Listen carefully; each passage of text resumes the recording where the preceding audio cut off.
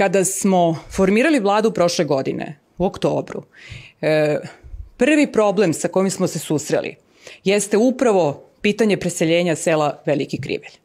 I odmah da kažem, problem je tada bio da li će se preseliti celo selo ili pola sela zbog rudarskih radova. Činjenica jeste da se RTB borite kako razvije i činjenica će imati taj prvi zeleni rudnik Čukaru Peki koliko od oktobra meseca.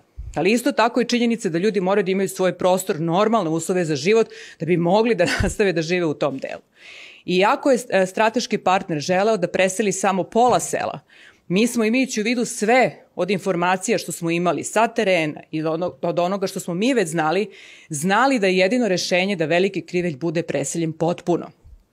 Sve što se dešava u narednom periodu, pa i evo zbor koji je bio sa meštanima, jeste upravo u tom cilju. Naša nije samo podrška Ministarstva rudarstva i energetike meštanima Velikog Krivelja, nego je to naš zadatak. Oni moraju da budu preseljeni svi. Svako ko ode tamo može da vidi, svima će biti jasno da oni tamo ne mogu da žive, da je u redu, da se kopovi šire, da je to potpuno normalno, da to hoćemo, ali s druge strane ćemo zajedno sa strateškim partnerom omogućiti i preseliti sve porodice. Dinamika izgleda sledeće. Mi ćemo sledeće nedelje na vladi formirati radnu grupu zato što nam treba Ministarstvo finansija i još neka druga ministarstva kao i neke druge institucije, poreska uprava i tako dalje.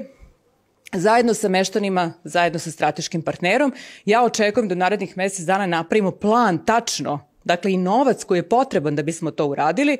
I ja zaista mislim da nema razloga da već na jesen ne krenemo sa tim procesom. Mislim da čak i moramo da krenemo imajući u vidu dakle, da se tu neke stvari već odvijaju i da ne možemo pustiti ljude da tamo žive. Znači oni će biti preseljeni svi.